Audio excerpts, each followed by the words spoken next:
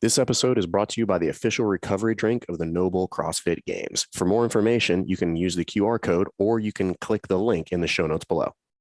What's up, ladies and gentlemen? Welcome to the Best Hour of Their Day podcast. I am Rory McKernan. I am today's guest, and I got a naked face for the first time ever. The beard came off. We're going to cover a lot of bases. Talked about how I got into CrossFit. We talked about the community. We talked about CrossFit Mayhem and a whole bunch of other stuff. Hope you guys enjoy it. He's hired. Welcome to the Best Hour of Their Day podcast with your hosts, Jason Fernandez. And me, Jason Ackerman. With more than 20 years in the business, As both coaches and affiliate owners, our passion is to help create world-class affiliates and coaches by building better boxes. Welcome to The best hour of your day. another fantastic show here at CrossFit Mayhem. Rory McKernan, he's done it all in the CrossFit space, from seminar staff to Noble to working here at Mayhem. Won the CrossFit Games a couple times. Couple times. Yeah. This is What gonna year be was that? I don't want to talk about it. This is going to be a unique and strange episode for the listeners because they are very accustomed to me being the good-looking, attractive one on the show. And This is the debut of a clean face. We're not even going to talk. We're just going to look at the face. We I saw can't him this I can't morning. stop looking at it. This morning, full beard Yeah. for the show, cleaned himself Like, up. I got to get my life together. The to be on last this time that I podcast. shaved before today was the CrossFit Games. What was that, Last 8 year? months? 8 months. Oh, so that was a long beard, I guess, now that you say it. Yeah. What was the catalyst for the beard? Like, you're too pretty, I gotta bring it down a little bit? Well, I wish I had a great answer, but I think it was that I didn't, because this is the first year that I wasn't on camera for television, so I Right. didn't have to shave. And at the end of that week, I was like, man, it's awesome not shaving. Did they tell you to shave for camera? Yeah. Oh, really? Yeah. Or I don't know, maybe they didn't, but I just want to look good. And I don't know, it just felt good. So I started doing it. You know, Rich is like forever Mr. Stubble guy. So Right. like the friends around here are already rocking one. And I was like, well, then maybe how do I differentiate myself? Oh, I'll go full beard. And then, it gained momentum and Well, you grow a nice quite beard. literally. It Thanks, was man. nice. Yeah. Do you do male modeling? Have you done male modeling?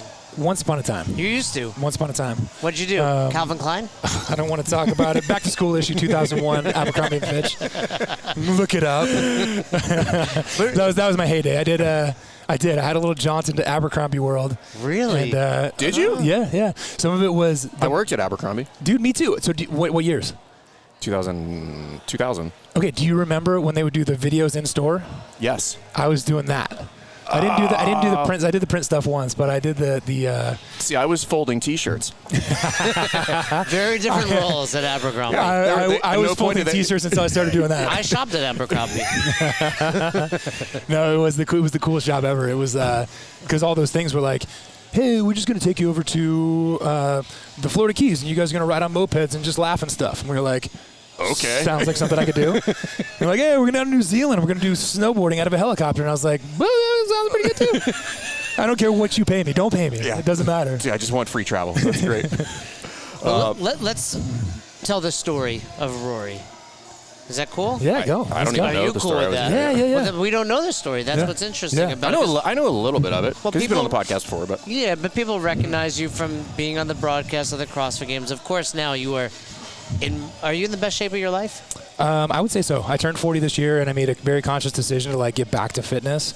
And Cookeville is a very hard place to live and not work out all the time. I feel like it just happens. You show up here and you're just like, I'm fit. Oh, well, this is weird. There's just there's less distractions, and there's a lot of good influences, if that makes sense. That's really cool. Boz did concede. That doesn't help your fitness. Head to head, who wins? You or Rory? Right now, probably Roe. Because we asked him, I was like, you Oh, were Rory, and he's you like, said there's probably no Rory at chance. this point. Yeah. It would have been a good year. What was the last year that you and Boz competed again? Did the Roe and Boz show? Technically, last year, we didn't broadcast it, but last year we went head to head and split it down the middle, 2-2. The 3-year wait is over. Roe versus Boz and Dave is underway. Because it was 4, right?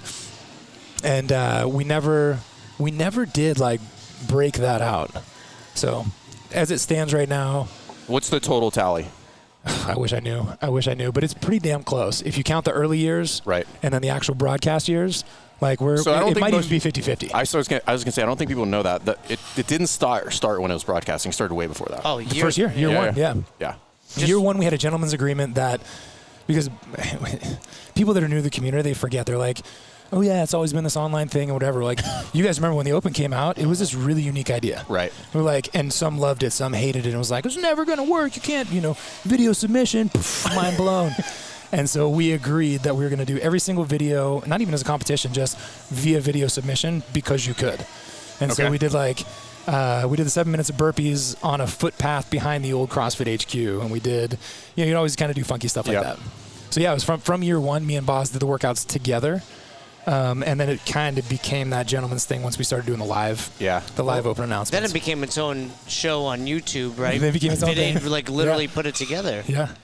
Yeah, they would keep the cameras rolling, which to the disgust of the broadcast professionals who had to work overtime. They were like, wait, what? Now the Joker's going to do it? We just watched the fittest. Now we got to watch these yeah, what? Moderate Why fitness? does everybody want to watch this? And then eventually they all got on board. Like once we knew them and we've been traveling with them for like 2 or 3 years, they'd be like, so how you think you can do on this one? They were into it. So you get involved in CrossFit and very quickly made your journey onto seminar staff? Yes, that's true. So my long story short is found CrossFit like anybody else, CrossFit.com. And this must have been 2005-ish. And then when I came down, I was a kind of a world traveler at that time. I was doing summers in Alaska and winters in Jackson Hole, Wyoming. And I was... You were a guide, right? Or like a ski instructor? Yeah, okay. Yeah. No, when I was skiing, I was just I would work in restaurants and I would ski during the day. I was like, that was the priority. But in Alaska, I was fish guided. And when I got back to the lower 48, it was the first time I'd actually seen a physical affiliate. And this was called US CrossFit. It was, have you guys ever met or heard of Mark Devine? Yeah. Yeah. Okay, so Mark Devine owned the gym that I first worked at. Okay. And then I managed his gym for 2 years. Okay. And Mark Devine is like NavySeals.com. Kokoro camps. I was going to say, he used to do there was a site that had long, challenging workouts. Yes. What was that called? It probably was published on NavySeals.com or USCrossFit.com. I remember going there to pull out hard once a week workouts. Yes. Yeah. That's early in the game when you get US CrossFit. Yeah. Yes, dude, totally. and that's So the story I have the TJ's shirt, which is CrossFit East. I'm like, he got a cardinal direction. Mark got the You heard US. the Coach You were there Glassman. early. Did you hear the Coach Glassman story about that? Which one? He would say this guy wants to be CrossFit East, so one day we'll have 5 affiliates, north, south, east, west, right? Yes. And then US, we need another one. US. It makes perfect sense. Go for it. So let's see. So I worked for Mark, and in that time, got my level 1, obviously, and then this was a time when there was no rules on how quickly you take your level 2. Right. But the level 2 was the in-person comprehensive. And so The original. Yeah. Same one I did. Yeah. Thank you. Are you level 4? Yeah, was, and then let it lapse. Like How an could idiot. you do that? That's Like an idiot. I had to retake my level 1, just didn't do it. But you would, So I if you were attained to level take 4. it again, would they make you a 4 again? I mean, I think because of all the hours required, and because I think I'd have a lot of work to do. Yeah, well, if you get it, Affiliate U does give 50 CEUs. That's true. We do give 50 CEUs. So I'll take them. Yeah.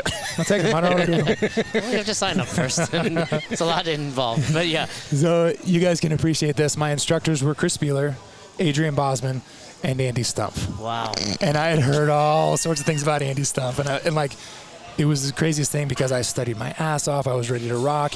But I was so nervous because of Andy's persona and his reputation. When I showed up, he was the nicest person I'd ever met. I was like, what is wrong with you? This is not I'm what confused. No, I was so confused. And I was lucky enough then to get the invitation. So at that point, remember, if you did well at the level 2, right, you got invited to do the seminar basically as an observer, I don't think you could even call it an internship on the first one. They were like, sit over there, shut your mouth, just watch. Pay to be here and then watch. Exactly. But Andy was also my flow master, and that's when I saw the real Andy Stump. Because he gave me that talk. He was like, listen, stay out of the way. Don't say anything. Just be quiet. And then we just walk over, so I'm supposed to observe him in the squats group, and he's like, hey, guys, this is Rory. He's going to teach you how to squat.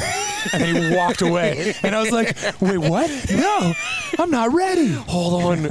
I see what you did there. Yeah, exactly. That's what people don't know. Dude, that's the way it was back in the day. Dude. I showed up at an internship, the one we were talking about with Boz in New York in 2008, and I was just watching, similar to Rory, and Rob Miller. You guys know Rob Miller? Yeah. Yep. He was like, Jay, you want to teach us sumo deadlift high pull? I was like, no. No, but you've asked me in front of these people, and I have to say yes. It's like you forget everything. Yeah. At that point, I was like, go. Totally. Pull. I mean, you could even forget the progressions if you got it real deep into that hole. Totally. So was it one and then, hey, we want you to be on staff? Yep. No, I did three internships, all with Andy. Oh, God, that's As terrifying. you can imagine. But uniquely fun. I'll never forget this. Like, I did that, then started working seminars, and a lot of them were with Andy Stump. And the first time I did one that was Andy was not my flow master, I was like, hey, no one's laughing here. Like, what's it? I thought this was a comedy show. Why is all this teaching? This is bullshit. So I did. I got to kind of start doing that in conjunction with working at US CrossFit. And one thing that I glazed over was when I was still just coaching, like before I was even doing level ones, I went to, or that's not true. I guess I was doing level ones. But I did I went to the CrossFit Games in 2008 just as an observer. Okay. And it was funny. At the ranch? At the ranch. That was the year. Who won that year? Nico? It was Henniger and Jason Kleba. And Jason Kleba. Kleba, okay. The thrust, every second counts. Every second Yeah, counts. because 2007 was OPT. Yeah. Yeah. Your buddy. My friend. Everybody's friend. And I'll never forget this, though, because I was like, as you do in an affiliate, I was like, hey, guys, there's this really cool event going on. I heard about it. It's called the CrossFit Games, blah, blah, blah. No interest.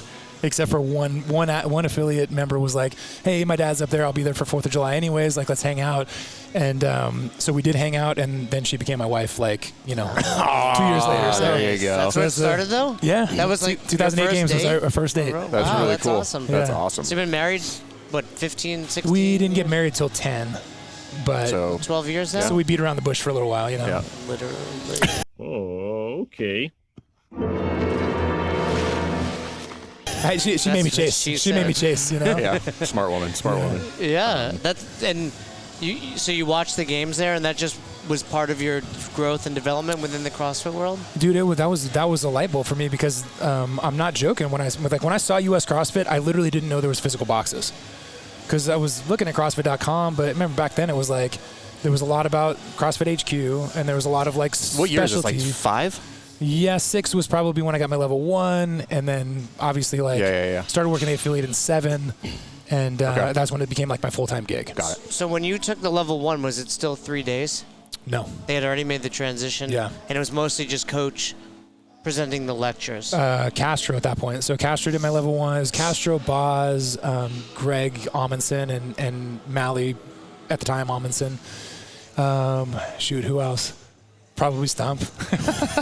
But it was that crew. So Greg actually was not at my level 1. Okay.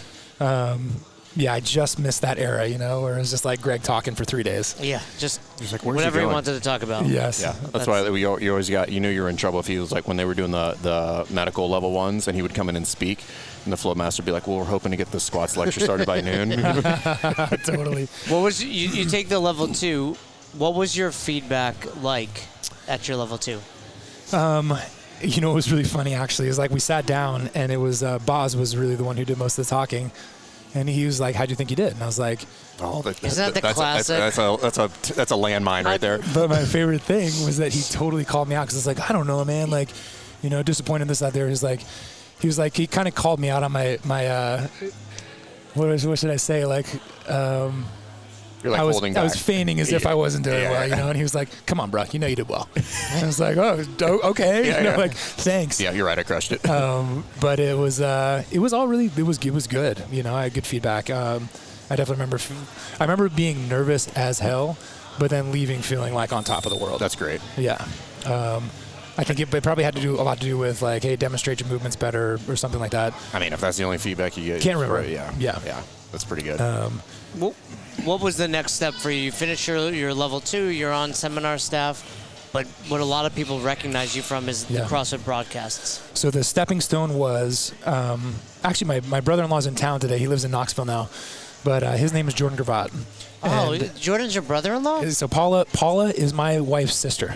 Okay, so Jordan and Paul are OGs. Yeah, The old videos are all the Exactly. Yep. What's the name of their company? It was CrossFit by Overload. Okay, but when they do the videos, had a didn't they have a production production company, company? Yeah, Tattooed Media. Okay, is his new thing. And so obviously I met them in 2008 when I started dating Angie. And the next year, Jordan was actually tasked with remember, Sevon was making a documentary coverage of the 2009 games. Well, Jordan was the guy where they were like, hey, make a daily video. And he was like, hey, dude, it would be really helpful if you could like say something on camera. And so that was kind of the genesis of, and they were, I mean, I'll dig them up for you guys, but they're hilarious. Like, we interviewed Castro's back. Like, we were just total ding-dongs. Like, it was not professional at all. We were having a good time, you know, drinking beer on camera and just like, remember the SRX crew? Oh, yeah. Oh, yeah, we got a good relationship. Dude, we Marcelina, shook their camper and they wake up and there's like bong smoke pouring out, you know, and you're like, because I was like, it was those days of the CrossFit Games. And that was the year. So through that, I met Tony Budding. Got it. Gotcha, And- Tony. And Pat Barber, this is a longer, this is too long, stop me. Nope. But Pat Barber met Taz at the games. They were both competitors. Okay. Right. Well, Pat was one of Tony's, he was literally Tony's student in high school. Yeah. Yeah, he was. Yeah, I knew that. I've Yep. heard. I took my level 2 Okay. under Tony, and Pat was there as well before. Yes. When he's a and kid. Yeah, when he was like, he did Fran in Full front beard. of us. Full He did beard as a full kid. beard, Yeah. but he threw down like a 2-minute Fran. Yeah, as a which demo. In 2008 was like, this is ridiculous. bonkers. Yeah. Yeah, they'd be like, we're not doing technique versus intensity. Just watch Pat. Yeah. That's the lecture. That's it right there. Yeah. Yeah, do that. And so when he was Pat, fell in love, he was going to leave, and Tony was like, hey, listen, Pat's my only employee. I need like a second employee for CrossFit Media. And so we were getting married, having a kid, you know, loved the seminar stuff and loved the affiliate stuff, but it was like, it seemed like a solid future. We were like, this CrossFit thing might take off. And so we moved to Santa Cruz that year. So right after the 2009 games, moved to Santa Cruz to take this job because Pat went to New Zealand to chase his dreams. And so for the first 2-3 years, like my very first job for CrossFit HQ was to rewrite every single journal abstract in the CrossFit Journal, which at the time must have been probably at least 3,000 articles, maybe, because you know they had was software that was like, it was just taking a pull quote, right. and so they're like, yeah, you're gonna go through and you're gonna like for whatever $8 an hour, you're gonna rewrite every journal abstract. Oh my god. And then I learned how to edit videos. So most of the 2009 videos, like I edited those. And when I say edited, I mean like there were 2 cameras and I just chose one to cut from one to the other, you know? Like the sandbag sprint when you see like Annie at the start line and then Annie comes over the hill and there's a cut. I was like, yeah, I'm good. I'm really good It's at like this. everyone's first CrossFit video. Throw on every filter transition possible. Oh, and you remember like just the yellow letters, you know? Yeah, And that's it. They would fade on. There's and I only was one like, font. Shit, I'm good. What mashup should I play on this video? That was the key. Exactly. I got this transition where it looks like a box and it turns. Yes. And you remember, I don't know if you guys paid attention to that that year of the CrossFit Games, but like Tony was way into hyperlinks. And so you would write an article. That's right. And then you would spend forever in a day like hyperlinking every single thing that could go somewhere else on the internet, Yep. you know? It was like Mikko Salo, who's from Finland, and you'd be like, hyperlink Mikko, hyperlink Finland. Like, you know, like, Yeah, those were the days. but that was my jam. What did you expect your life to be like? Man, I don't know that I had a lot of expectations. I think what was cool back then, and I mean, eventually we'll kind of like fast forward to now, but there was this massive sense of like being part of something super meaningful, you know? It was like, I think anybody who took their level 1 back then, and probably still now, it was like we were changing the world. We were, you know? And these were, because it was unique and crazy to me when I found CrossFit, and I was like, holy shit, like where has this been hiding? Like this is it, you know, this is what I want to do with my life. And so I don't think that I was too young, and I just was never geared this way where I was like, well, when I'm 30, I want to be here, and when I'm 40, I want to be here. It just wasn't me. So it was just the next fun thing, man. And getting to be part of HQ, especially in those days where, you know, again, blast, Tony was dude. like, hey, we're getting real big. We need a second employee. You know? Probably as big as we're gonna get. Yeah, and then it was like, oh my gosh, guys, we have 3,000 affiliates, and then it'd be like, wait, we got 10,000. Wait, we're on ESPN. Wait, there's 10,000 affiliates, and it just kept like it was like a rocket ship. So It really was. And that's Yeah. where people still get frustrated with some things, not understanding like The it's just been trajectory so was fast. insane. Yeah. it was. It's hard to keep up. Yeah, And I mean, we've experienced it just in our smaller company, but you can feel at the CrossFit level, it's just boom. Dude, that was a rocket Hang ship on. during that time Hang frame. on. And it went Yeah. from essentially nothing to primetime television. yeah. Or even Yeah. like what the joke used to be in seminar staff when like you used to have somebody in Starbucks be like, oh, what's CrossFit? And they'd be like fighting over who had to tell them.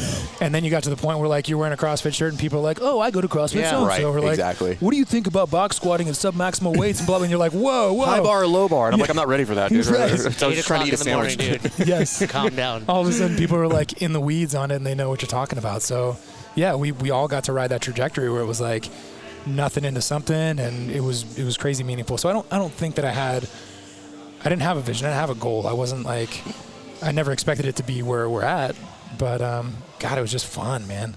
Well, I mean, what's cool is to think is that trajectory, and then to think there are affiliates, like Mayhem's an example, that have like similar stuff going on. Yeah. Yeah. Like if you were to think that some of the boxes would be doing the scope of training and media and things that they're doing right now, like if you were to reverse back 10 years ago, like it's not Right. It's not possible. Nobody can do that. Yeah, I mean, it's crazy. Mayhem is doing more than CrossFit was at the time we're referring to. Oh, exponentially more. I mean, just and in general, the internet's changed, right? YouTube has become For a sure. massive part of it. Social media. How many seminars do you think you worked in your time on staff? I mean, I could probably go look and tell you, but it was probably under 100. Well, so you weren't ever. I never flowed. I gave all the lectures except for, I don't know if I ever delivered the nutrition lecture, if I'm being completely honest. What was your favorite lecture to give? I mean, I remember thinking like that I made it when I did squats, and I was like, oh, I got all this stuff going on, Or again, because we were still of the age where you could do a demo, technique versus intensity was pretty fun. We laughed about Pat Barber, but I was also there for multiple times when we just made Jimmy do Grace. Jimmy Letchford? Yeah, Jimmy Letchford. We'd be like, hey guys, push your seats aside. Jimmy's going to do 30 clean and jerks, and you can see where he breaks down. Yeah. Rather than just showing you on the board. Yeah. Perfect We'll show guy. you in Perfect real guy life. for that too. Be like, hey, just let yourself on fire in front of the group. Oh, he was insane, dude. No He was warm up. insane. There's 135. Let's go. And he's one of my favorite examples of how good the mentorship was during that time. He's still a great friend. But I'll never forget, it was, I don't know, I was early in my career. I'd be like, hey, Jimmy, like, I'm really sorry to bother you. And he stopped me once and he was like, hey, man, you are never bothering me. And it was so genuine and so real. And he did. He spent as much time as I wanted to deliver that information. And, it was like that back then. He's an interesting one too, because he's kind of a terrifying human being, but he's the nice guy. I mean, I've known him for 20 years. Yeah. But I was always afraid of him. Even when I was like, we're friends. Have you ever actually wrestled with him? I've seen it. It's terrifying. Yeah. No. Yeah. So in college, we were at somebody's house on the weekend, something like that, and there may or may not have been booze involved, but a wrestling match between him and another individual broke out, and I was like, I think Jimmy just murdered a guy. Well, he came. There was Dude, he's an animal. He is. There was an era of HQ where Garth Taylor was coming in coaching at CrossFit on a consistent basis, and Garth is world class. He's this amazing instructor. And whenever Jimmy happened to be in town, he would, I just happened to bring my gi. He'd be like, all right, we'll just happen to stay away from me because I'm not just a white belt. I'm like a super white belt, But just seeing what he could do, and then every once in a while, like in slow motion, he would just turn you into pretzel. And I was like, all right, I get it. Crazy, yeah. Like once or twice, I was like, I don't want to do this anymore. I'm not volunteering for this anymore. Yes. So eventually you moved to Cookeville. I'm like 3 years deep now. But this was with no connection to Mayhem other than I'm moving to this area. Obviously, I wouldn't have known about Cookeville were it not for the Fronings and were it not for Mayhem. But my experience at the time was through seminars and then through an event that they run called Mayhem for Mustard Seed. Mustard Seed Ranch is basically a home for children who are, put out, and they teach them Christian values and bring them up and raise them and do amazingly good work. And Rich has been supporting them for, probably almost a decade now. Mm-hmm. And so I got about the time, the scenario was we knew we wanted to move before I got fired by CrossFit. Well, you got fired by CrossFit? I did. Yeah. Okay. Do you want to talk Well, about the whole media department did. Oh, They did. You just, Well, it they wasn't did. like Rory, you fucked up. No. This is when they did the mass layoffs. I lived on after them.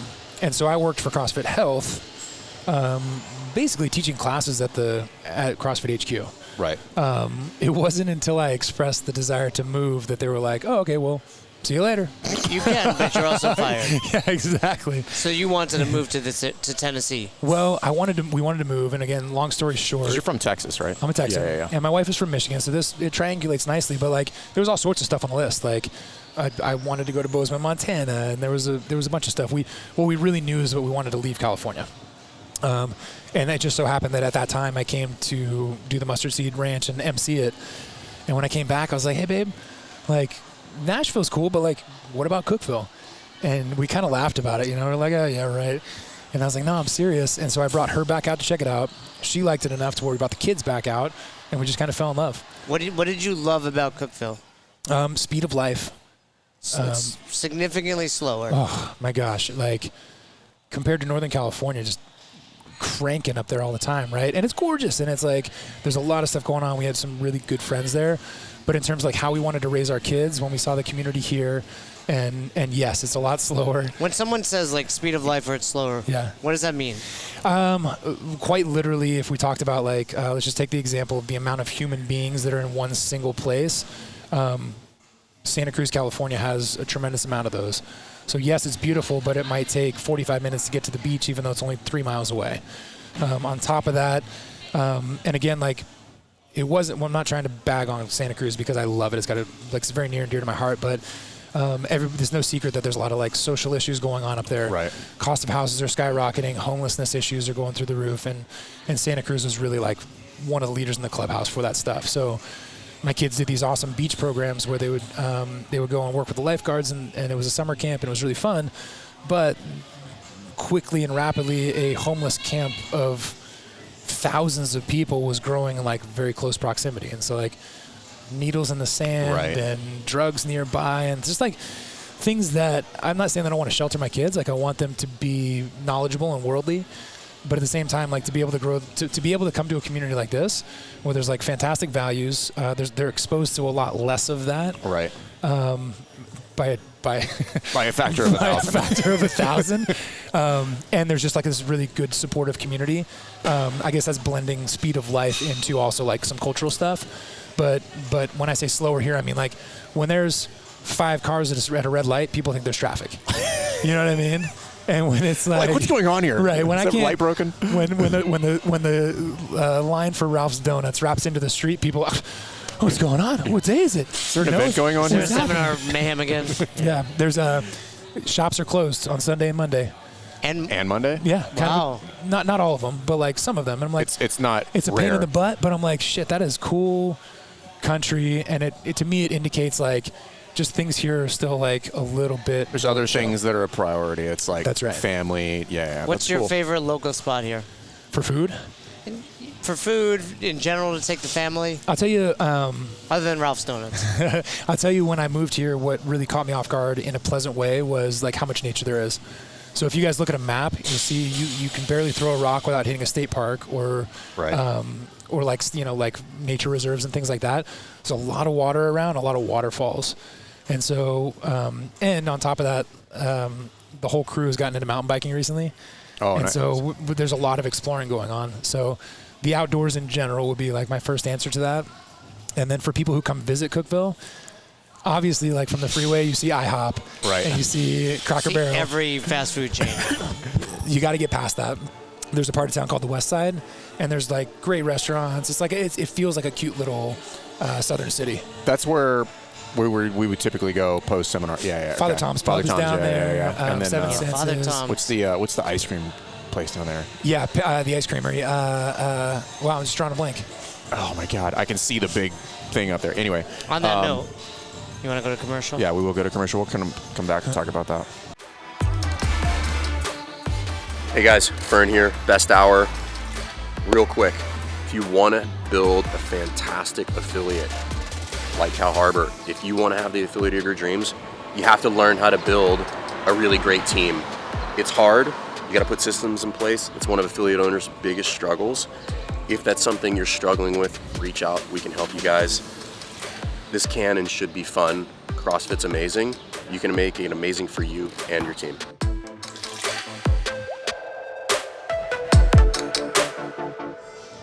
Do you remember the ice cream place? Oh, dude.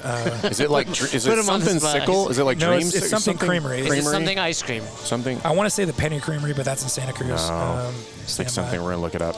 All right. But then I want to talk about since Cream you City, Cream City. Yeah. Cream So City. I do want to talk about the mountain biking thing because you just did a century ride, did you not? I did. So You did it on a mountain bike? So that's where I was thrown off when you were originally talking about a century ride. I was like, I've done that. It sucks. Yeah, and then I saw we you. were talking about like he was training for it. I'm like, I didn't want to sound all arrogant, but I'm like, a century is not that Easy, impressive. buddy. Yeah, Yeah. I mean, even on a road bike, a century ride is not, that's. But it's the that's distance you can make happen. If you're Listen, fit. 100 Yes. miles on a bike is no joke. I don't care what kind of bike you're on. It's not a joke. Motorcycle? Different story, yeah. Unicycle? But it was a mountain bike. I didn't realize that, and I saw that, and I was like, oh, different ball game altogether. Bro. So was it laps? No. It was out and back, which was the scariest part about it. There's a 50-mile out and back Yes, in the dude. wood? It was 50 miles out and back. And we were like, okay, sounds crazy, but definitely reasonable. But as things started to progress, Rich's quarterfinal got announced. He's like, hey, I'm out. Can't do it. So there's no more froning. And we're like, okay, fine. So there's still 5 of us. And then they released the course notes, and they're like, yeah, there's going to be water only at 20 miles. At 30 and 50 miles, there'll be like a full aid station. And then, of course, you would hit like 30 on the way back and 20 on the way back, too. But I guess the whole point of what I'm trying to say is, like, I went in blind. Like, we had done, the most I had done before that was 20 miles in an off-road triathlon. And, like, that was hard as hell. Yeah. And that was all That was single also track. that was the first part of the triathlon. Second. So you swam, swam 800 or whatever. Yeah, so you So very swim, bike, run, and triathlon. Very different ball game. Very different ball game. And this one, they were like, okay, it's only got 10 miles of single track. And you're like, okay, so that sounds doable. And that's all fire roads and stuff. But dude, it was like lots of elevation, lots of hills, lots of treacherous terrain. So it was one of the hardest things I've ever done. How long did it take? Almost 12 hours. Oh, okay. That's different than what I was envisioning. That's halfway through. Like, I'm really rethinking this, but the only option I have is to just go back. Exactly. Were you the fastest from Mayhem? 3 of us finished together, and we were the only 3 to finish. So Gotcha. technically, and in the Clydesdale division, I was 4th. Out of 4. I was hoping you would ask. I was like, What qualifies you as Clydesdale? In Ironman, it's very specifically over 220. They didn't specify, so it was like just big people. I would have qualified for Ironman, Right. so I was like, yeah, I'm signing up for that. Right. Interesting. I wonder if there's a little person. Yeah, division right? as well. There might be. There should be. Yeah. There What should gear be. do you stay in when you ride bikes? When I bike, I stay in a very high gear. I believe that. I don't know Those why. I those don't little like legs. to spin. Yeah, Those little I don't legs. like to spin out. Although on the mountain biking, it's a little bit of a different, right? You want Dude, to some of the keep those dudes- pedals going. Yes, but some of the guys so we started obviously. So the 100 milers started first. So anytime like somebody came up and just like zoosh past you, you're like, that's embarrassing. That's a 60 miler who's like started an hour after me, Right. and has now caught me like long before the 30 mile turnaround. And but these guys, man, when they're moving, you're like, because again, I'm new to the sport, but still, I don't think I would ever get to this level where they look like there's a motor in their bike. Like they're going Yeah, uphill you're cheating. Right. past you so fast, like you feel wind come off of them. And you're like, how are you doing it? You're like, You I know? don't understand what's happening right now. It's what we talk about at the lectures. It's specialty. True. Yeah. And they usually have the audacity to be like, on your left. And I'm like, I know, bitch. Like, Fuck you. I Fuck see on you my left. coming. Like, I know. I heard you 50 I yards hear you. back. You don't need your ding ding bell. Like, I'm moving at 2 miles an hour. Just go around. Just go around. Yeah. You just pass. leave the hand out. Yeah. You're like, just pass. It's like All right. when you're in your car, it's like, Yeah, they might as well be like, you suck. Like, because that's what they're saying. So you moved to Cookville 3 years ago. Yep. Immediately, you come in here. Yep. What did that do to your fitness? Because I see what's going on your social media. You Yeah. look great, and your performance is through the roof. Thanks, dude. Is that just a byproduct of being at CrossFit Mayhem? It is, but it's also, I think, like, we brushed over it a little bit, but like, I got fired from a job that I loved, and that's a weird experience. And so I had always said, like, because, the weirdness started before that, where like friends were getting fired in droves. Mm-hmm. And my mantra was always like, dude, I love CrossFit to the point where like, if I get fired tomorrow, I'll still be in the gym the next day doing it. But ironically, it kind of helped my relationship with fitness. Like when I was, and some people can probably attest to this, like lots of coaches, I think, and lots of people who work seminars, they're like, as soon as I got hired, my fitness actually ironically went down, right? You're not wrong. Yeah. And so it was cool for me in a different way to come here and all of a sudden just be a member of an affiliate Right. with zero expectations. And that was it. You weren't, That was like the we start said, of it. you moved here, you were still with Noble. Yep. So you were just, hey. And that was new. Actually, when I moved here, I was really freelance. And so the first thing that happened when I got fired was, it was I don't even know what we call them now, sanctionals. It was when regionals switched to sanctionals. Yes. And I was like, well, what can I do? I can talk about CrossFit. And so I went on the road and I hit Beijing and then Iceland and then a couple of domestic sanctionals and just like started trying to make a YouTube channel. On your own dime. Oh, yeah. Like, this is you. And creating brand relationships. So, Okay. like, it was sponsored, obviously, right away because I wouldn't have been able to foot it for no reason. And I took that all the way through the CrossFit Games, like just YouTube coverage. And it was fun, but it was a little bit lonely, and you're going through all the emotions. And then the Noble relationship happened because like I had worked with them so much on that content. They're like, hey, let's just make this, like it was kind of like we were dating. Right. They're like, hey, let's make this formal, Right. And so that's how that kind of became a full-time gig. But yes, that was while I was still here. When were you doing the drone racing announcing? Was that in the end? That's been ongoing, actually. Are you still doing it? I didn't do it this season, and the reason being, for however this works out, the very first race they had was the day of the CrossFit Games. Oh, and they're like, got hey, it. and you're out, and I was like, I'm with my boys. I don't remember. I talked to you about that, and then like every time that stuff is on, I can't not watch it. It is like, forget about the show itself and whatever. Like the technological arrangement that I saw from them during COVID, the coolest thing I've ever seen. So they sent me, this is awesome, and I use one of these as well. They sent me like more gear than I've ever seen, and they sent me like directions on how to set it up. And then when they would do a show live on NBC, I would walk out of my living room into my garage, and I would sit down in front of a green screen, like pop on the lights, pop on the computer, and we were live on television. And like everybody was in their garage, some people in different countries, and they would put together a live show. It was freaking awesome. That's cool. Yeah. That's really, really cool. How did you learn about that? So the connective tissue is Tony Budding. Tony Budding was in Tony's still involved? Is he still doing he that? was their media director, and That's cool. and so he was like, hey, And man, for you the want- listeners, Tony Budding, OG guy. Yeah. Super OG. Like, if you go back, you should if you haven't already. There's some 07, old journals, whiteboard journals, The- lectures, stuff like that. Whether our mutual friend OPT doing Helen Right. to the Simple Man mashup is a Right. classic. Yep. But Greg Amundsen, some of the old videos, you got to go give. Yeah, he was the media director for a Tony long Budding time. his respects there. Yeah, for sure. Well, and honestly, it was at one point like Lauren Glassman was putting a photo and a workout up on CrossFit.com, like when CrossFit.com got started, and very quickly was like, I don't want to do this anymore. Like, Tony, would you take over this? And so really, he's the guy, man. Like he had a lot of vision in terms of what's the media going to look like for CrossFit? How are we doing the messaging? There's a lot of people from that generation of CrossFit that without them, we wouldn't. I mean, obviously Coach Glassman, the biggest one, right? But Tony, Lauren, Coach's ex, right? A lot of people in there that push this thing forward. Yeah.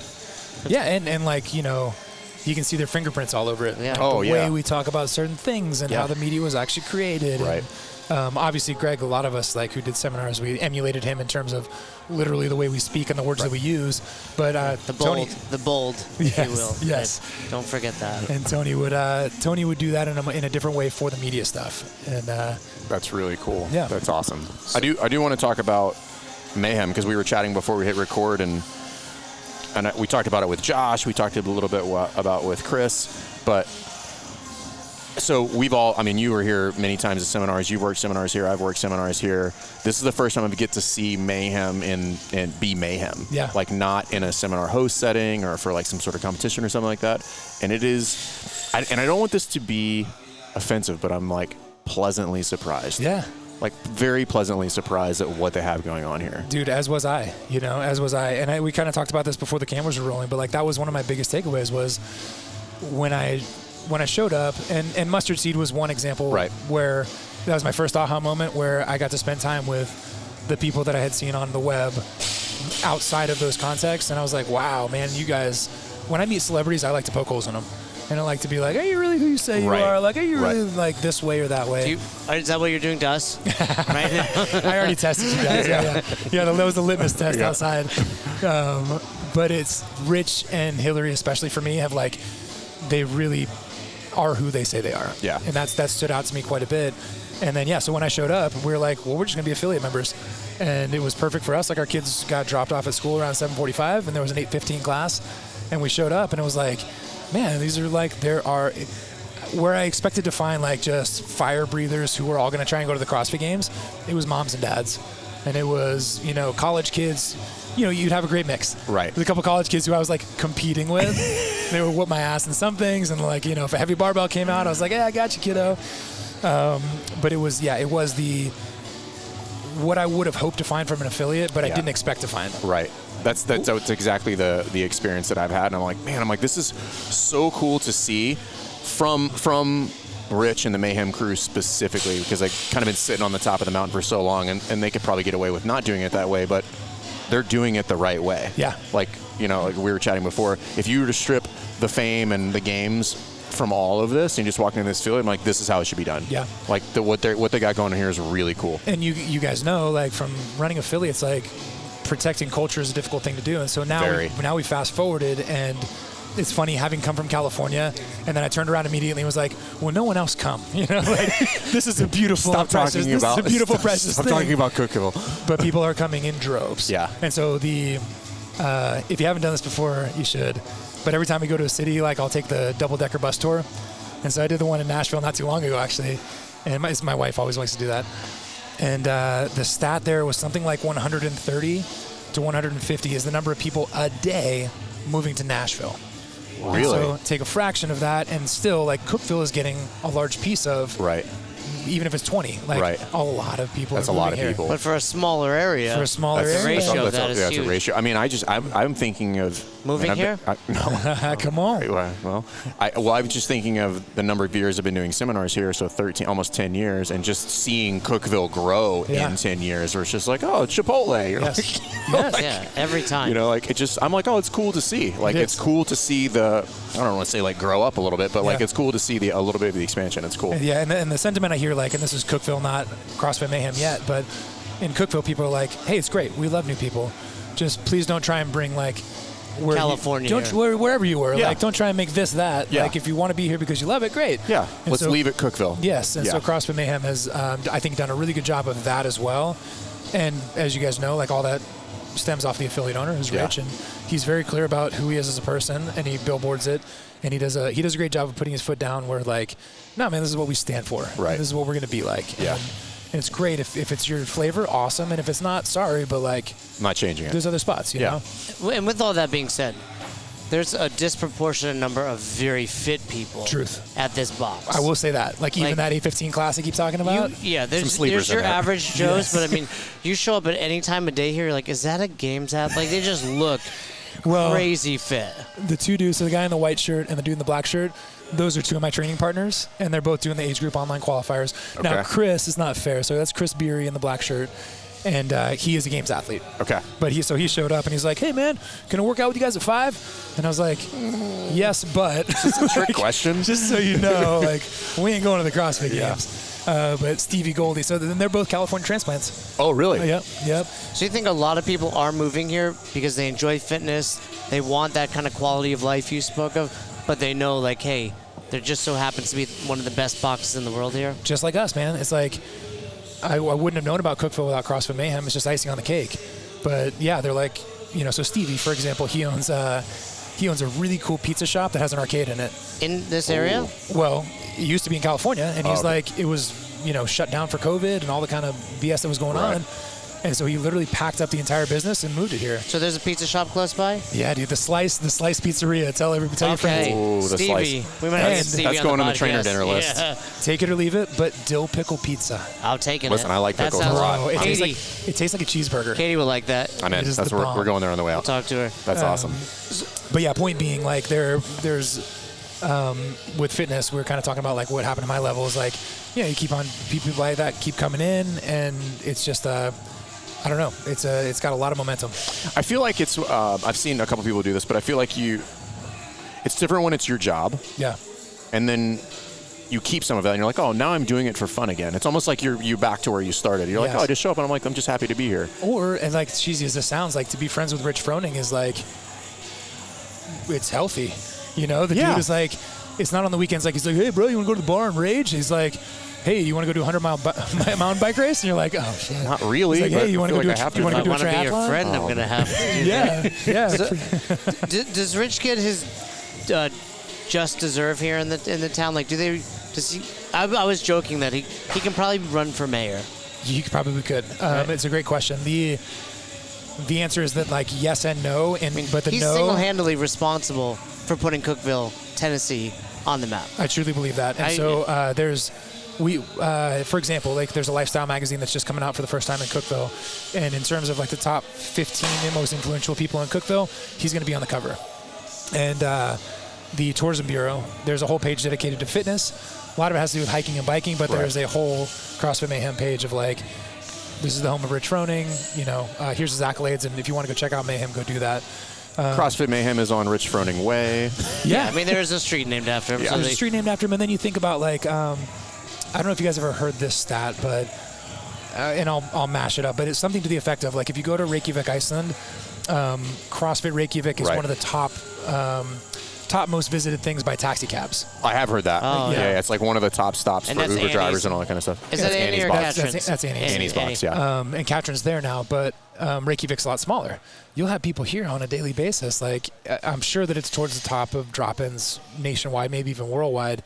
And it's random because you've seen where we are. We're between Knoxville and Nashville, Tennessee. It's like right smack in the middle between those two. So it literally is a tourist destination. So to your question, it's like people are coming from all over the world. You'll be down at Ralph's Donuts and you'll hear like a Slovakian accent, and you're like, wait, what? CrossFit? And they're like, yeah. There was a couple here from Michigan. They're doing their 10-year anniversary in Nashville, and they like drove out here to come here. Dude, that's not a short trip, by the way. Yeah, bachelor parties. Or literally people who are just like, they're going to road trip the United States. They're like, well, let's put Cookeville on the map as well.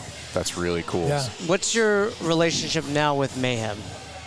So I am the director of business development, which we were joking about it earlier. Like, sounds made up. The first thing, pretty much, the first thing that Rich ever said to me was like, "Hey, will you be my agent?" And I was like, "So you represent?" I represent Rich. And so why? Is he your only client? No, there's 3 other guys that we represent as well. So Jay's looking for representation as well. I'm interested. All right, I got a couple people on the works. Slip me some paperwork. Luke Parker. Oh, Luke, like the bearded old. He's got a smaller beard. Luke was first made popular by The Bachelorette. Okay, so different Luke Parker. You're thinking of Lucas Parker. We've had that Luke Parker. You're thinking of Lucas Parker, yes. But we've had that Luke Parker on the show as well. Oh, okay. I remember, yeah. And then Sam Cornier, who's going to be Rich's teammate this year. Yep. And Tyler Christoffel, who everybody most recognizes probably from being a Noble model. Yeah. He's been on teams for years and years, and he's making a run at individual this year. Cool. So you represent those 4 people, and Correct. Rich being the 4th. Correct. And why we said business development, this is why we were joking, is because when you, for most athletes, you're like, that means a very narrow bandwidth of things. But for Rich, it's like, okay, well, if I'm your agent for just endorsement deals, that also bleeds into the gym, and that also bleeds into events. And by the way, we have apparel, and oh wow, there's also online training. And so he's got such a wide array of business offerings and business elements that he's working with that it's bigger than just athlete representation. We joked about this at CrossFit Engage, but Rory is a Swiss Army knife. Yeah. You're like, right? What would you like him to do? But you only get there by being a really good knife to begin with. Correct. Yeah, which you've done. Yeah. There's a couple. If you think about a couple of things that just in this conversation, from seminar staff. Male model. First and most important. Sometimes you're just gifted. Sleep weight at the top. But just being really good, going in, doing a good job, and then being open-minded. And that will lead to other things. And obviously you're here, and you seem to be very happy. Yes, very, very. And a lot of it I've found has been relationships. It's like you've been around for a long enough time, and you're a good person generally. Like, it's how this whole community has operated for a very long time. But also, as 3 people that have been on seminar staff, do you attribute that to a lot of seminar staff is just, you have to be receptive to feedback, you have to grow, you have to implement that feedback. Yep. Do you think that sets you up for success for basically any endeavor after? For sure, especially the easiest correlate was media stuff. People are like, oh, you're so natural. I'm like, no, I'm not. We had a lot of public speaking training. And specifically, if you ask me to talk about football, I can talk about football, but I was trained to talk about CrossFit. And so especially in those early days when we were trying out media, they were like, well, who would be good at this? And you're like, any seminar trainer, right? That understands this thing. They know it inside and out. And by the way, they've talked to dozens of people at every single weekend over time. And so that was the most direct correlate. But then in addition to that, yes, I think so. You're like, versus the loose structure of everything else, the seminars were it almost had a military feel to it, where it was there was a hierarchy, and there was, like you said, feedback. And Andy and Dave. Yeah, exactly. Right? Exactly. Yeah. Which was most my most direct contact for the most part when I was early on. So but yeah. What was that conversation like? Because he basically approached you to represent him in something you've never done before. Yeah. So I'm questioning Rich's business acumen. yeah, I mean, all of a sudden he doesn't sound as smart. in his But what did he say? defense, What did he come up to you? Well, in his defense, I had volunteered for the Mayhem Classic. Okay. And so effectively I was do what? I was the intermediary between, well, everything. So I helped to put together the event because obviously we've been doing that and had lots of friends who knew how to do it. The broadcast, which was, a lot of people who got fired by CrossFit, they really just turned around and created their own business. Right. The same thing they had been doing for CrossFit as an outside resource. And so one of my really close friends, Charlie Doobie, started Hamilton Road Productions, who now does the Rogue Iron Game. They do a lot of the CrossFit Games coverage. A lot of the studio stuff you still see coming out of HQ is Charlie's company. And so I brought Charlie into the mix, and then I started the brand relationships and helped them monetize the media. So I think where they had been, again, we were laughing about this before the show, but Rich has been so successful just almost effortlessly, where it was hey, we should do this. And they were wildly successful at it. Hey, we should go and do this. They were wildly successful. We were joking. He just slaps froning on things. And it'd be more or hey, less. There's jerky over there, froning, right? Hey, there's a coffee shop. You know what? I went Buffalo. And so Right. so Mayhem Classic was the first time where I think that it was a good eye opener for Mayhem in general to be oh, we got a lot bigger opportunities out there. Yeah, if we're intentional about this, we could do some. Yes. We could do some damage. What are some of the things you've done since being in that role that has escalated? Well, a lot of it was cleanup, but we've created a lot of new relationships with brands, which has been fantastic, and then we've taken.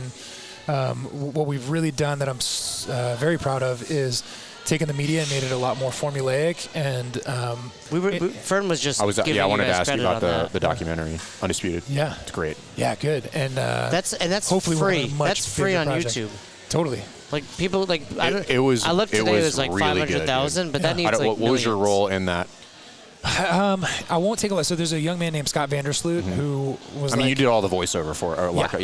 Yeah. So we collaborated on the voiceover and stuff, but Scott really was producer, director. We've got a full-time staff on media of 3. Okay. And then two more people who kind of come in on an internship basis. Right. And Jen, who's squatting and bench pressing behind us. Is that who we were talking to? Yeah, Jen. Yeah. She was our. How's her name? Fruitacre. And Jen does all of our social media planning and works a lot with brands with me. And so credit where credit is due. Those kids absolutely crush it. You see them, again, reminds me of old school CrossFit. Right. You go to the CrossFit Games, they do not sleep. They're collecting footage. Of course, we've got some nice equipment, but really it's their hard work. And then Scott in particular, who has the vision for how it's going to come together. I'm kind of the old dog. If you haven't watched it, you should. It's on YouTube. Yep.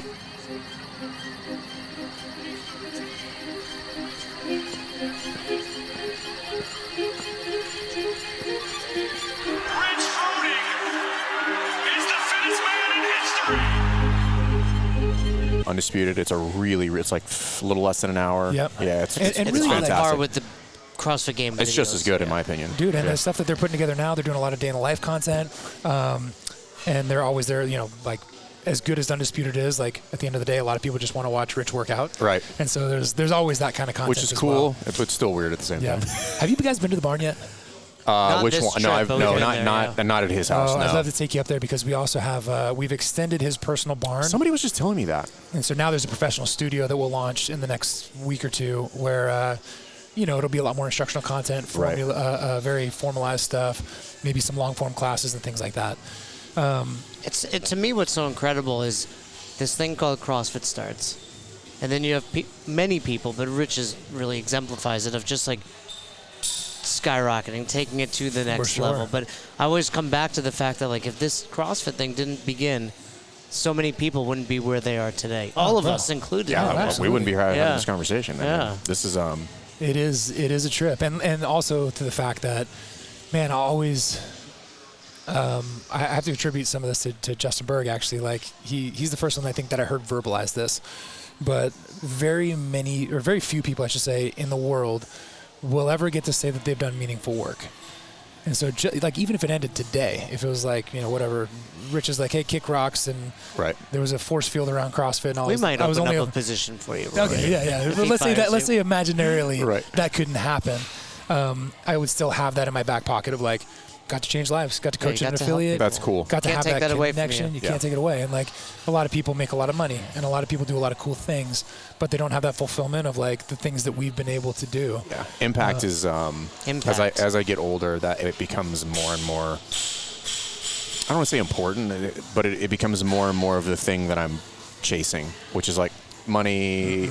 You need so much fame. Who cares? But it's just like, you know, meeting people at seminars, like hearing their story, talking to box owners, like the lives that they change and the ripple effect and all of that stuff. Like, that's the stuff I'm like, this is the best job ever. And box owners need to not lose sight that they're living that. For sure. That's an Every amazing day. part of what they get to do, what we get to do. Tell us a little bit about your trip to France. You just came back yesterday from France with the family? Yeah, the Swiss Army knife reference couldn't have been better. You didn't wear clothes. You were nude. It was a nude event. I knew you'd like that one. That was, by the way, I'll get to it, but not my favorite moment. So this is a world famous ski traverse called the Haute Route, which means high, so the high route, and it's something that I've always wanted to do. It starts in Chamonix, France, and it ends in Zermatt, Switzerland. So theoretically, it's almost like 100 miles, and a lot of vertical, so you kind of up and down. Right. Well, Matt and Sri Chan, dude, the first time I met them was probably the 08 Games. And so they've always been like long time, just really good friends that I don't get to see enough, you know? And like, we all probably have these from seminars and stuff. It's like somebody who like you pick up where you left off, like you guys, you know, it's like, I don't think about the distance when I see people who are coming to teach seminars. I'm like, oh, what's up? And so the Chans, though, we've had like this particular connection, and gone out to visit them a few times over the years, and they were like, hey, dude, we're doing it. Like, it's time. Let's check the box. And I was like, great, let's do it. It just happened to be the COVID year, and so we got cut off and had to basically wait 2 years. So it just came to fruition. And I mean, without belaboring it, it was magical. It was like, that's cool. It was everything we wanted it to be. It was supposed to rain on us the whole time. It was sunny and almost 70 degrees on some days. That's amazing. Yeah, so you were really good, because I was texting Rory, and he's like, hey, just so you know, I might be out of service. I was like, fuck this guy. He's blowing us off. He works He's for Mayhem blowing now, us and he's off. like, Yeah, he's a big shot now. But meanwhile, you were truly... Send my auto reply. I'm off skiing right now. I can't talk. Call my secretary. But you were truly, like, off the grid. We were, for 3 days in particular, it was really funny because, like, you would get to a certain point sometimes, and, like, I kept my phone on Do Not Disturb, but my buddy would be like, hey, dude, Angie's texted me like 1,700 times. So I had to like text my wife and be like, you weren't with the I'm wife alive. and kids on this. Was you, Matt, Cherie? Yeah. And then probably a group of people. So my best buddy came from Santa Cruz, and then there was a couple that Matt works with at the fire department, and a young lady whose husband worked at the fire department. Okay. And so in total there was 8 of us. It turned into 6 because one of the couples dropped out. And it's that challenging. It is gnarly. Yeah. It's gnarly. And you can tell that something's going on with me right now voice-wise, but it was like I had a full-on, like, I think I'm getting a chest x-ray tomorrow. But so, like, on top of being difficult, I had, like, crud in my lungs as well. Right. So it was... What's the elevation there? We got to almost 12,000 feet sometimes. That's and high. You're probably sleeping between 9 and 10. Yeah. Okay. But it was really cool. So every day you would get from one chalet to the next. And these things are only serviced by helicopter, but they still serve you like a big, fat meal at night. And they've got all the amenities and whatnot. So it was, yeah, dude, it was probably. So is this a lot of like backcountry skiing as well as downhill, or like what's the? It's all backcountry, but meaning like it's out there. But it's not like cross country skiing. No. Okay. So the concept is this: like when you're walking uphill, you slap these things on the bottom of your skis that are called skins. Yep. Because they're like a one-directional fiber, just like a skin would be, and it's almost like snowshoeing, but more effective. Got it. Okay. Peel them off and ski down. But because it was so hot, we had to start our days at like 5 a.m., which means that you're basically skiing on ice. There was a day where we traversed, like just side-hilled for like 4 miles on icy, crappy shit, So it was like, you're like, this it was sucks. it was challenging in so many different ways. And then in the evening, it would heat up, and so the snow was like cream cheesy and hard. So you're trying to ski down, and you're just like, hardest lunge workout you've ever done in your life, And so the hits kept coming, and the climbs themselves, like they were sustained. I I took a screenshot of it, so it won't take me long to find it. But Cherie sent me the stats for the trip. As far as like coverage? Yeah, so like on any given day, we would be between 5 and 6 hours on our feet. The last day, 9 hours and 40 minutes on our feet, 3,752 feet of vert. You're just burning tens of thousands of calories. Too. Oh, dude, you we're have to going. just crush calories when you get there. Yeah. One of those trips you can just eat whatever you want when you. Plus, you're in, France. Have you guys visited? I didn't do escargot. Have you been to Zermatt, Switzerland? No. Put it on the list, dude. Really? That's where actually my wife wants to go. It's where you finish, and like the Matterhorn is just sitting above you. And this is like one of the craziest mountains that I've ever seen in my life. And so it's like this perfectly beautiful little Swiss German town, and that mountain just looming over you, That's awesome. You just got back yesterday. I got back the night previous from Geneva. So you're still recovering a little bit? I'm feeling it, dude. Like, I'm not going to lie. It was, again, not to be crazy dramatic, but for me, it was like one of the most difficult things I've ever done in my life, probably because of this. Mm-hmm. And then I lost my voice. So, like, I couldn't really verbalize my concerns, like, it was a whole thing. But Rory's fine. He's not talking. He's fine. He's exactly. He hasn't said anything. He's fine. You couldn't. You're walking, and you're in the middle of like a 6-hour hike, and people are like, "You all right?" And you're just like, "What are you gonna do? Like, stop and let me just yell in your ear real quick."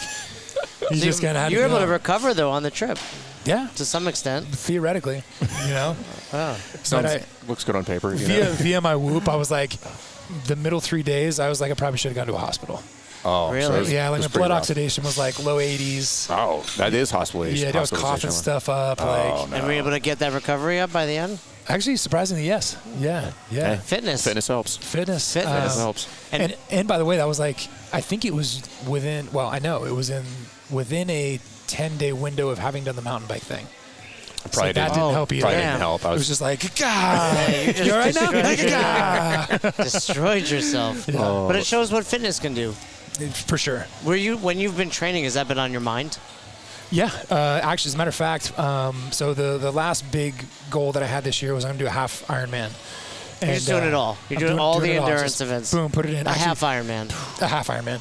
And this one's funny because a half Ironman's what, 70.3? 70.3, yeah. And it's my mom's 70th birthday. So when mom's like, hey, I'm turning 70, you want to do a half Ironman? You don't back off. Your mom's doing it with you? She's done multiple, and she's doing this one. So your mom's a stud. 70? She's a stud. Got it. And so I'm like, okay, Mom. And anyways, I say all that to say that... where's it at? It's in North Carolina. Okay.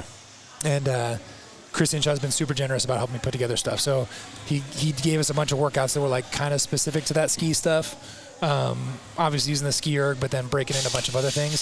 So I've done more endurance work this year than I've ever done in my life. Yeah, because that's one thing I saw, that you were always doing like the Thursday bike days and all that. That's just Mayhem Athlete, man. Like, so I mentioned today's kind of like active recovery. Their version of active recovery is like... It's exactly what we briefed not to do in the level one. They're like, exactly. listen, don't go to the gym, and they end up doing 3 workouts. It's monostructural. It's fine.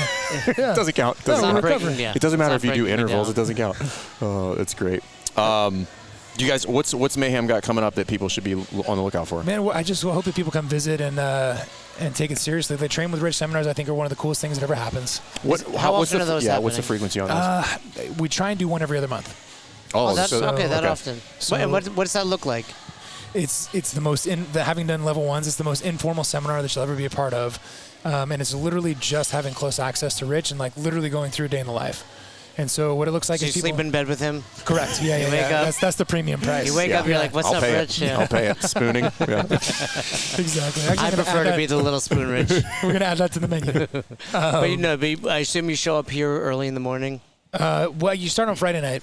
And it's kind of a meet and greet with Rich, but then it's very quickly like a punch in the stomach.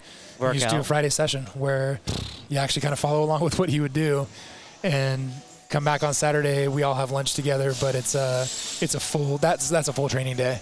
And it's funny. We all used to laugh about this. We were like, oh, they're doing too much volume or whatever. Like the athletes here do a lot of volume. And so you get plugged right into that. This is a legit conversation to be had. Some of that has changed with regard to our understanding of what too much volume is. For sure. It's a real thing. This is a perfect example. Like there is an adaptation that is had if you stay there long enough. Or like you can... Oh, and I wasn't criticizing you specifically. I was saying all of us were it's too much. No. I'm, but No, that's what I'm saying is Yeah. that, like, yes, we've all said that. And for a lot of people, that is true. But I don't think we should ignore, like, the margins a little bit. Like, hey, that volume is, like, normal now for a lot Not of to people. mention, I assume they're all doing the right thing when they're not training. Yes. They're all eating Recovering, right. eating They're well, all, sleeping, Right, yeah. recovering, doing the smart things that allow you to train that It's their much. job, Yeah. right? It's their Right. job. And Do people show up to that and, like, want to be the big dog? oh, you know they do. Yeah. You know they do. And do they just get smashed anyway? Oh, 99 times Has out of anyone 100. showed up and you're like, we want that dude to train here?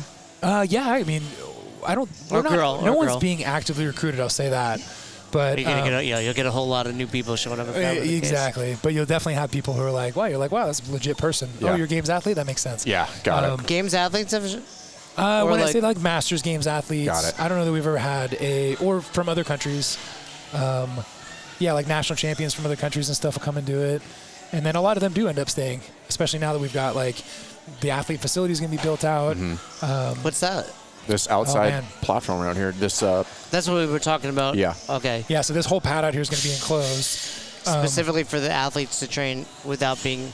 without like Yeah, this general. place is a little small. If I were gonna say. You know how it is. It's like they've got very specific training protocols, Right. And you've got a membership that's over 400 people. Where you're Right. like, well, we want both of them to be able to thrive, and so I think by providing a different area. And by the way, parking 20 cars on Rich's driveway and working out of that barn his is house. no longer an option. Because there's Hillary's so like, many- listen, enough is enough. pretty much, yeah. Because they're trying to slashing tires out there, like, get out, you know, Like, crime's going up in Cookville. on our property. It's wild. So you think you'll see more athletes moving to the area? I think so, yeah. Actually, I don't think so. We're seeing it. You It's know? happening. And It's really cool, Yeah, because though. you had since last year. We saw the other day. Guy is his Yep. name. Guillermo. And what was the female's name? Bailey. Bailey. yeah. And then a few others even, but those are Yeah, the two that I recognized from the games. Bailey is with Tyler. So Tyler was an athlete that I mentioned earlier. Luke, who I mentioned, is on a team this year. He's on Independence. Sam Cornier is going to be Rich's teammate. Behind us, she's gone now, but Victoria Campos is the Oh, second. yeah, I talked to her yesterday. yeah, yeah. second She's fittest woman in Latin she's like America. Brazil, Hong Kong Yep. to here. Yep. But she competes in Latin America, Yep. and she's second fittest woman there. So that kind of stuff where it's like, again, like I can't speak for all of them, but I think for the most part, it's Mayhem aligns with what they're all about. There's very few distractions here. It's the cost of living is really approachable, and then you've got this. And you Yeah, train you've with got the your best. playground. Yeah. Will you eventually grow your own personal company to represent most of those guys? No, Rich really keeps me busy, and then these other guys are nice icing on the cake to be able to provide a service to them because they're some of our kind of flagship Mayhem athletes. But no, the aspiration isn't to like make this big, crazy mega agency. Right. It's really just to kind of serve those that we really want to serve. And then again, like I said, you know, Mayhem's got so much going on that's kind of our main focus. Yeah. What's the goal? How many teams would ideally you send to the games this year? Three. Right now there's So you've three. got CrossFit Mayhem, which is what, Rich's team? Yep. Mayhem Freedom? Freedom and Yep. independence. Freedom and And Independence. 3 teams going to the games is pretty legit. So it goes huh? Freedom, Independence, and Justice. Justice. Freedom, Okay. Independence, and Justice. That's the newer one or the third Yeah. one? Yeah. Okay. Yeah, Independence has always been like, different rosters, but Right. like Independence has been around for years doing Yeah. stuff. But yeah, Justice is actually one of the team members of Justice is one of our main film guys. So That's badass. Ben is really cool. That's yeah. badass. What does that look like? Is it A, B, and C teams? So like the goal is to move up from Justice to Independence to Freedom? I don't know that. Well, Rich has said this publicly, so I don't think that I'm like spilling any beans. But like, pretty sure this is Rich's last year. So yeah. I don't know that Freedom will be. I don't know what the future of Freedom will be. Slap a breaking news on there. Bury the lead. Yeah. But I guess you could picture it as that. But it's not a very formal process where it's like, you do good at Independence, you're going to be on Freedom. Right. The team has to make sense. The team has to make sense. And then, so like, for example, with Freedom this year, Chase Hill, who was Hillary's cousin, who was on the team last year, decided he's not going to compete again. And I don't think we ever would have known that Sam Cornier, who did fantastic as an individual and will, in my opinion, be a podium athlete at the CrossFit Games as an individual one day, would want to be on the team. You know, Right. I think that kind of just all happens naturally. And Yeah. Rich. Will you be on the team? I mean, come on. Do you think you could do Come it? on. I mean, No. 100 No. miles through Anchorman. France, Anchorman. mountain climbing or mountain biking. Here's the funny thing. I am in the best shape that I've ever been in, but I never did ever have any aspirations, or did I like competing? Like something like Just Rich against Boz. loves it. I didn't even know. I didn't even love that. I loved it that it was Boz. It was Boz. But It was fun. honestly, like It some was of that fun. spotlight of like the pressure of that, it really got to me. But what I loved about it also is that I think that we represented a different side where it was Right. like The average it wasn't person, like right? That was the phase. fun side. This is like that Yeah. was for the community. It was was like a mostly- competition in the box. Yeah, Like, it was you the all competing of us against thing. each other, It was the right? all It's like of us I'm going to thing. compete against Wayne Yeah. whenever People Wayne comes back tomorrow. resonated when Wayne, I'm going head to head with Wayne. First moving to Cookville and taking the life. What's Is it Wayne's life last or name? life? Wayne Boney. Wayne Boney. I'm me and Wayne. He's gonna be my partner. Oh, Rodeo Wayne? Oh, Yeah, rodeo Wayne. yeah, you know. yeah. Got his whole story You know, yesterday. He's our new BFF. It's crazy. It's crazy. But, and I think what's cool too that Rich has created is CrossFit Mayhem will live on for a lot of teams. It ends when the main person on that team Right. retires or Yes. stops competing. Mayhem will send 2-3 teams, which feels like for forever. a long time. I think so for too. A long time. Or we'll have more athletes who are kind of flying the banner and representing that. Well, that was something I had no concept of until I watched the documentary, Undisputed. Yeah. They're like 50 athletes. Yeah. Not just in the Like lifespan, masters athletes, but not teams. even just Yeah. some people like 50 athletes in their career at the CrossFit Games. And they're Yep. like, no, 2021. right. It's crazy. They're like, It's oh, true. I And was then- like, that's amazing. That's Yeah. great. Youngsters like Haley Adams. Right. I mean, what an amazing person to have represent your brand, and so it's yeah, man. There's kind of like that next generation coming up as well. That's good stuff here, Fern. It's awesome. Dude, it's good to catch up. Yeah, likewise. I'm glad you made Did it we back hit 3 from- hours? We're think- just about 3 hours in. Just yeah. about 3 hours. Yep. Thanks everybody for sticking with it. Sponsored by CrossFit Mayhem. Jay, you're in. Well, yeah, and Rory's our new agent. We're gonna keep you a little busier than Rich. Yeah. We got 1 or 2 So- sponsorships Perfect. we're gonna need you Bring it on. to negotiate for. Is this thing working? You gotta have it higher. Well, does it? It is work. Fern well, doesn't charge listen, his. it's I just, got mine on it's, my. it's quite literally just a. I wear mine on my ankle It definitely now. doesn't work there. No, it does. It does. Yeah. I saw it taking at a off then. box and I was like, I don't really like wearing stuff. I was like, let me throw it on my ankle. I didn't mean to turn this into a sponsor pop, but Are you sponsored it. by Whoop? no, but Rich is. Oh, okay. Yeah, so I am too. Use the code Rich. their wearable stuff is awesome. It's the shorts and underwear they have. Like you put it in the band, Oh, really? and it just sits here all day. I want to get that because I've trained jiu-jitsu and Yes. I take it off, so I never have a truly accurate read of my strain or That's interesting. recovery. And you can tape it up, but it's still in the way. Correct. I got to check that out. So they I'll make be on- and Maybe there's Rich will send us some of the Whoop gear. There's a compression shirt that I wouldn't wear, but maybe for jitsu would Yeah, be for good. jiu-jitsu it's perfect. Yeah. Or the I'll be honest with you. shorts. Like I really don't pay that close attention to it because I don't like having things on my wrists when I train. So Yeah. I'll wear it like in the sauna or like if I'm just moving around and I check it for that. But I have no idea with regard to my fitness. Like because Oh, yeah. I'm never wearing it when I train. See, I never want it till I want it, and so like when that trip, when I was like, man, I would love to know for my health Right. what my blood oxidation was, Right. or like how bad my recovery actually was, and then I get to kind of reference that and look at it. So Did you ever get the Whoop where it's like you wake up and it's like, do you have COVID? Yeah, Like, that's yes. what it's like, yeah. Yeah, dude, Did you I- have that while you were I- gone? I have. It's like you're dying. You should lay down today. You should just not do anything. It's like, hey, look, we're not doctors, but you're in trouble. Yeah. And you're like, no, it's Something's good. wrong. I'm only going for a 20-mile backcountry We've ski. taken It's the all good. luxury of calling the hospital for you. Yeah, Well, exactly. Rory has done his job because he's manipulated this conversation to a sponsor. See that? That's a good. It's a true professional right there. welcome, Whoop. That's how you get the jobs. You gotta be out Hold there. on. Good. Oh, All right, Wayne's World now. We gotta get the pizza place going. And we're all good. We're all good. But no, this is great, dude. Yeah, thank you, It's boys. good to catch up, dude. I'm likewise. glad we were able to catch you. I'm super happy that you're happy here. This is an amazing spot you guys are going on. If you guys are in the area, come to Tennessee, come to Cookville. You'll or if you're not in the area, Yeah. yeah. just come visit. If you're here for a day, you'll definitely get fitter. Yeah. Thanks, brother. Yeah, thank you. Cool. You guys come back. Thanks for listening to this episode, and we want to thank our partner and sponsor, O2. If you're an affiliate owner and have questions about carrying O2 in your facility or interested in a free refrigerator, go to wholesale.drinko2.com/pages/best-hour-offer for more details. Thanks for checking out this episode of the Best Hour of Their Day podcast. We appreciate you listening and choosing to have us help you in your passion for coaching and affiliate ownership. You can find more episodes just like this on all podcast platforms. If you're interested in learning more, you can reach out to us on any social media platforms, or you can visit www.besthouroftheirday.com to book a call.